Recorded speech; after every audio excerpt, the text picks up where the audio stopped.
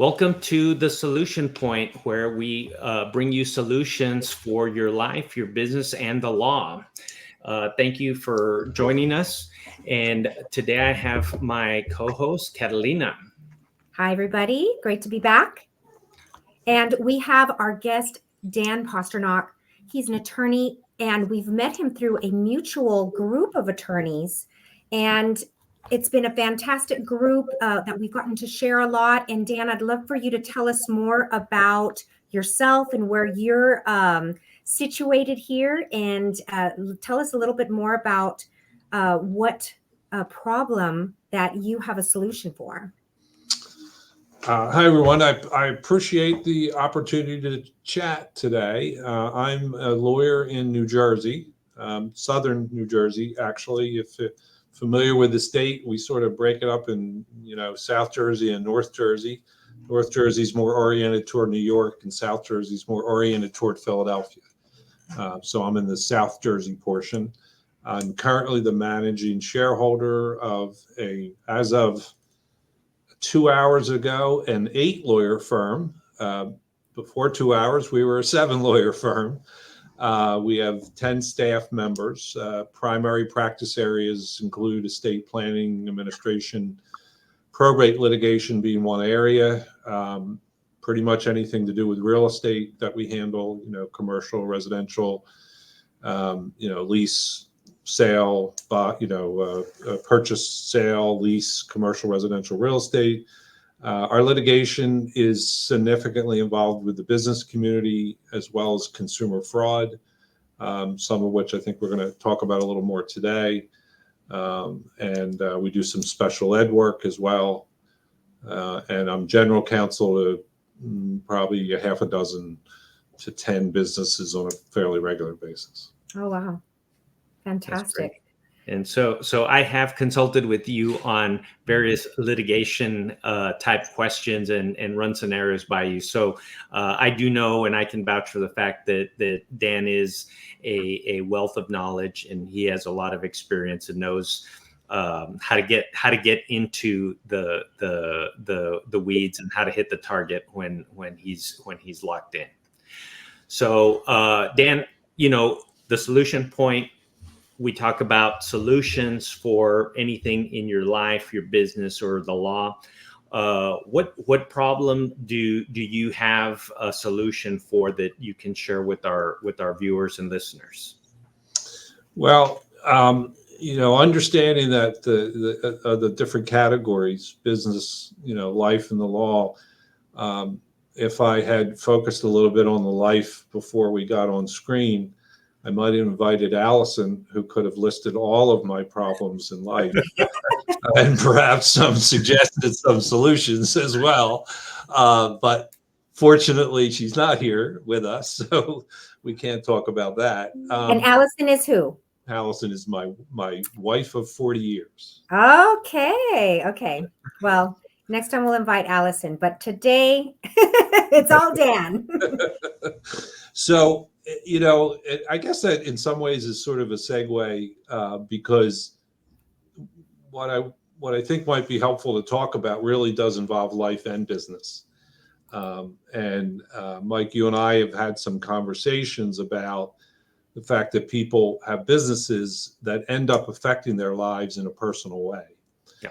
And what I mean by that is that they form entities, they form businesses, and they don't do it in a way which, when something goes awry and a mistake is made, that they find themselves exposed on a personal level.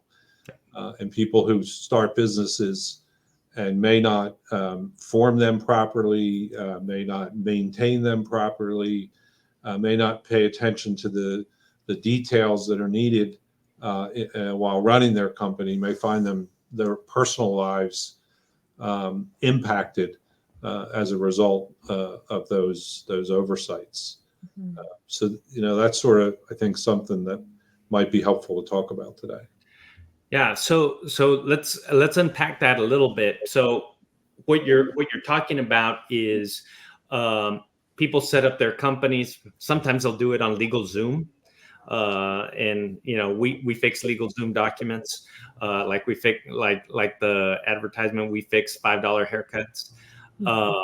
And so tell us a little bit about what people should look out for when they are setting up their company. What are some of those pitfalls that you see, and that when you're on the other side, you're able to take advantage of when they haven't set their stuff up, and then exposes the person to their personal assets? Yeah. So let me kind of approach it like this, because your analogies, kind of funny. I say to people, I'm being I'm half joking.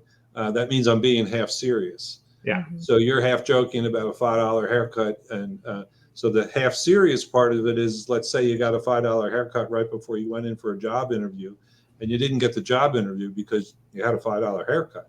Yeah. So the fact that in the past, actually for all of my career, I've been a trial lawyer, and as the years have gone by, I have represented and given advice and guidance more and more to businesses, and as a result, those two things have married. So my perspective, the point of all that, is that my perspective with respect to businesses is in part as a trial lawyer, and a lot of times people come to me after they're in trouble. And the solution is to take care of business before you're in trouble. Yeah. So, get the right haircut before you go for the job interview.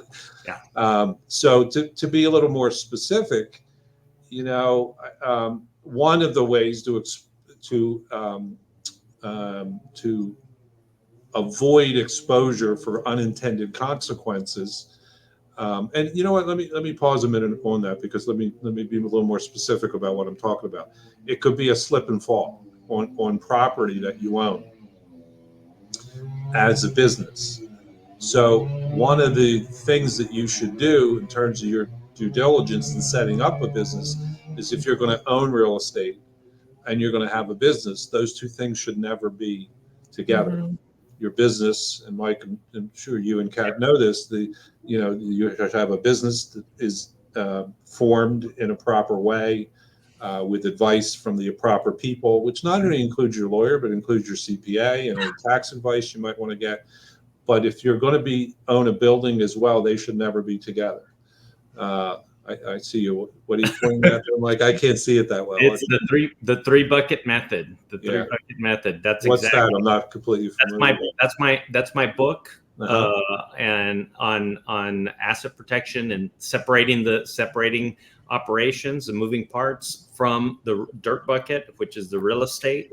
So that's exactly what we outline in our book, the 3-bucket method. There we go. I didn't mean for this to become a commercial for the 3-bucket method. That's okay. That's okay. But it's all good. Yeah, and in the same vein too, sometimes people set up an entity. Let's talk. One example might be they're a real estate investor, and does it costs a little more to have separate entities of all the buildings you own. It costs a little more to have the taxes done for each individual and keep the separate records. Maybe not cost a little more, just more work because you're the one doing it. But if something happens on one property and you have an entity that has all those properties in its umbrella, all those properties are exposed. So even separate and apart from what potentially is personal liability because you put a building and a business together, but also separating the buildings into separate businesses is a pretty critical initial aspect. And so far we're really just kind of talking about what I'll call foundational issues, the organization, the formation, things of that nature. There's a saying, the difference between being smart and being a genius is smart people do smart things. Geniuses learn lessons from other people. Smart people learn lessons just from their mistakes. Geniuses don't make the mistakes because they learn their lessons is from other people. So, when you're setting up your organizations, you need to be a genius. You need to go to people who can give you the proper advice so that these problems in the future don't come back to haunt you. Mike, you mentioned about using forms off the internet, wherever you might have gotten them, and you talked about making corrections or edits to them. Well, people who own law firms that also do a lot of litigation salivate over those documents, because somebody walks in the door with a document that they got off the internet, the likelihood is I'm going to have a successful piece of litigation against the person who used it. Yeah. And you have a unique perspective, Dan, because you're seeing, I think that we've met before, and Mike kind of presented some of his principles of the 3-bucket method from your perspective as an attorney that might be able to, strip it apart, take that apart. When you saw that method or his plan, what were your thoughts on that?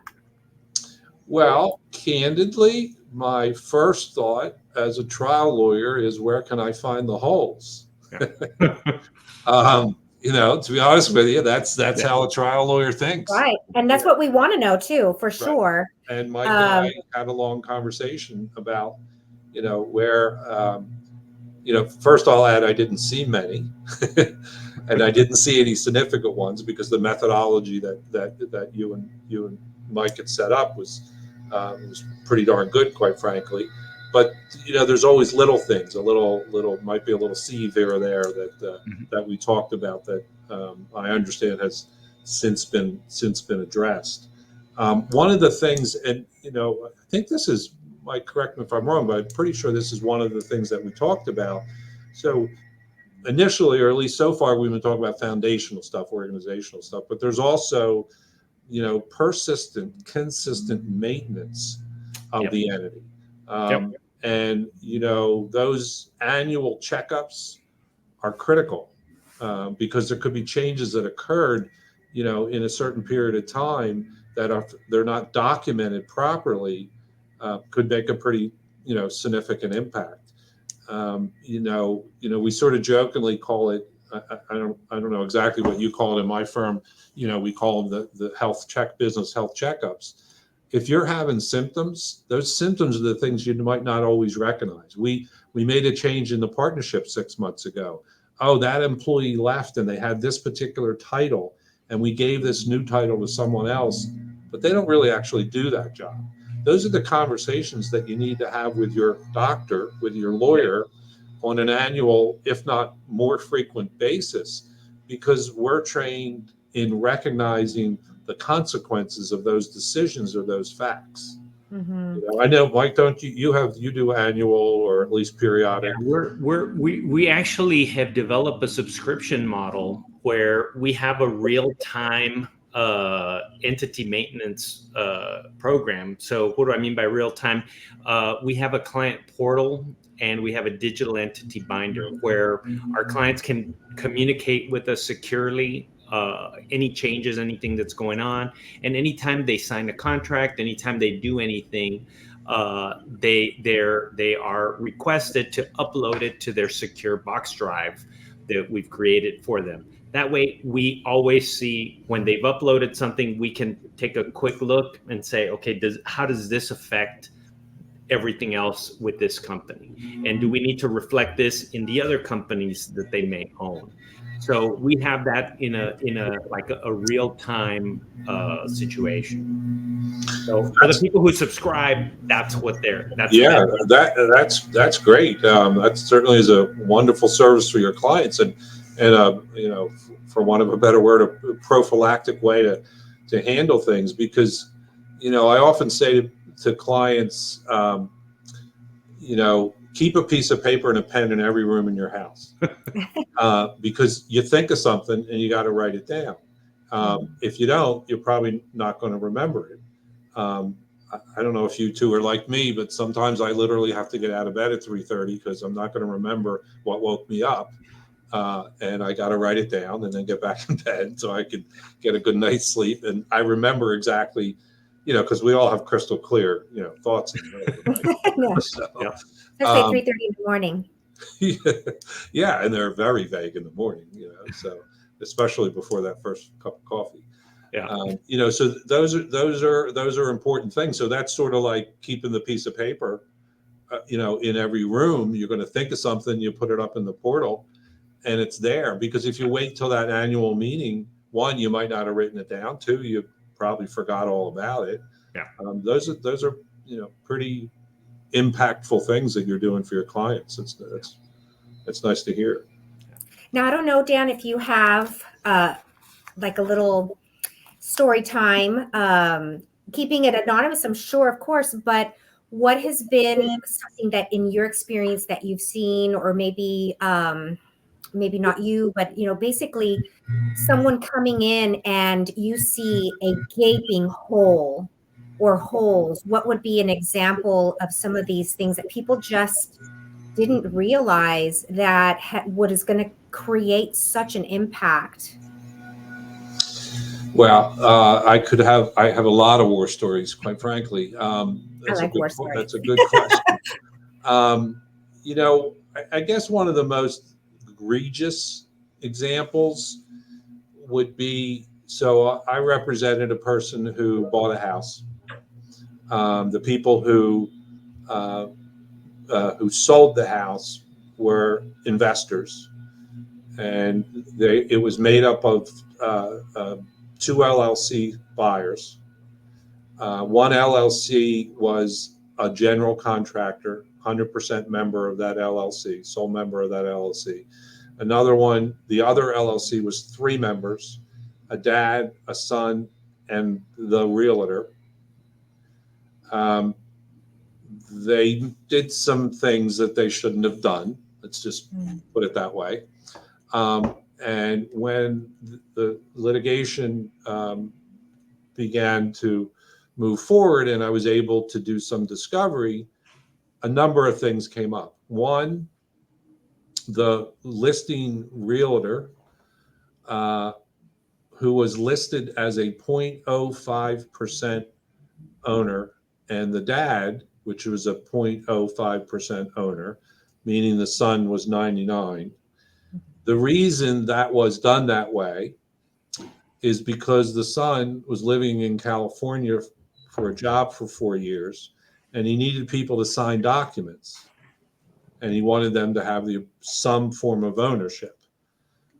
When the realtor testified at deposition, he was unaware that he had any ownership interest at all. Wow. And the first time he discovered it is when his broker told him after the lawsuit was filed. Wow.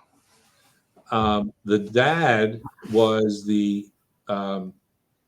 a professor of, as he put it, finance at a local college, who maintained all the records. The son, who was in California, did nothing but put in money. So let's kind of summarize. The 99% owner put in money. Somebody else, who was the 0.05% owner, maintained everything.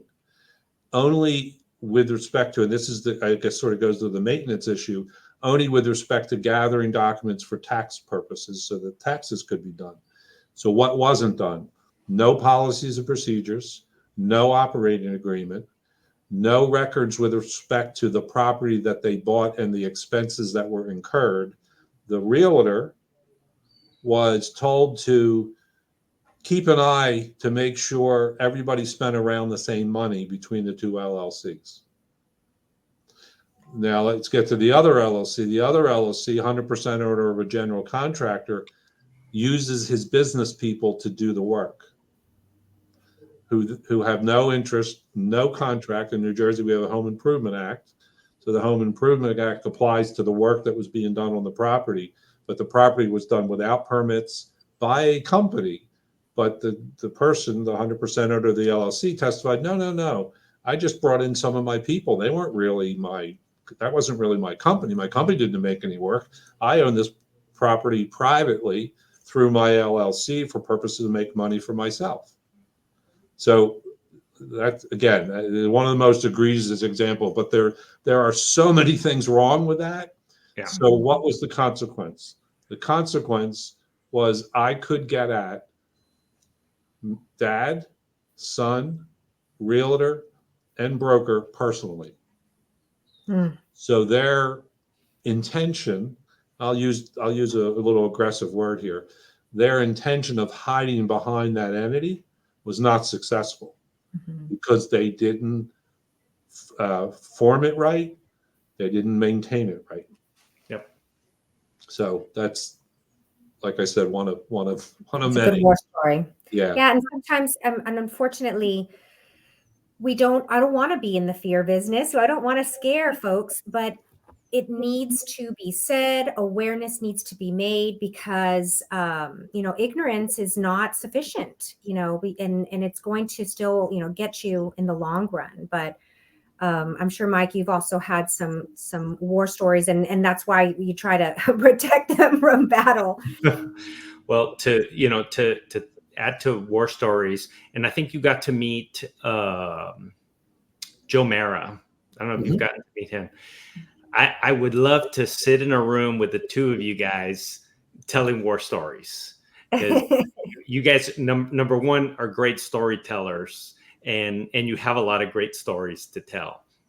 But I do want to respect your time, and so to wind things up, what we always ask our clients our guests to do is to share with us an important core value, because we think it's important for our listeners to know the importance of having core values in their businesses and in their lives, to help them develop their own code of how they run their business and how they run their lives. So if you have a core value that you'd like to share, we'd appreciate it.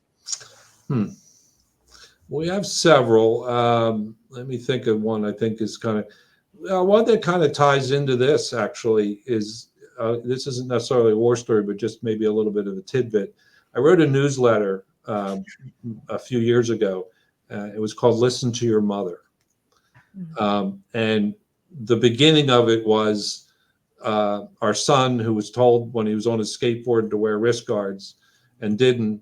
And then he came to a baseball game, which I was the coach, and told me he couldn't play because he hurt his wrist. And he didn't listen to his mother. He didn't wear wrist guards. And as a result, he lost half a baseball season. So the Listen to Your Mother newsletter was directed to businesses for this reason. Don't sign anything with your name unless followed by it is authorized member of LLC or as a corporate, officer or whatever you might be. And the segue into the core value is, one of our core values is stress relief. In fact, one of our main commentaries or our comments to our clients is we measure success by stress relief. And that doesn't just apply to our clients. That applies to each other. That applies to vendors. That applies to anybody who walks in the door. So we have little stickies on everyone's computer that say, "Did you relieve someone's stress today?" Yeah. And that could be literally turning around to the person behind you who is just hung up the phone because they are aggravated by whoever was on the other end of that phone. And you do something that relieves their stress. I heard someone the other day on the phone. I went out to say something to her because she was dealing with someone in a real estate transaction. They were going through the inspections, and she literally said, "Don't stress about it. We got you." Right smack on within our core values. So, kindness, being genuine, that all goes to helping other people with stress relief. So I guess that's the one I would tie into our conversation today. All right. Well, Fantastic. Thank you, Dan. I appreciate your time. If somebody wants to reach out to you, if they want more information on what you do or how they can get your services, what's the best way that they can make contact with you? A couple ways. The phone. I actually am someone who actually picks up the phone and talks to others. So the phone number here is 856-642-6445. Name of the law firm is Posternock Apell.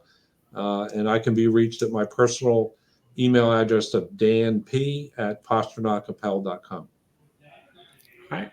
Well, thanks a lot, Dan, and we do appreciate you being here. And to our listeners and viewers, thank you for listening to our podcast. If you like what you've heard, give us a like and subscribe.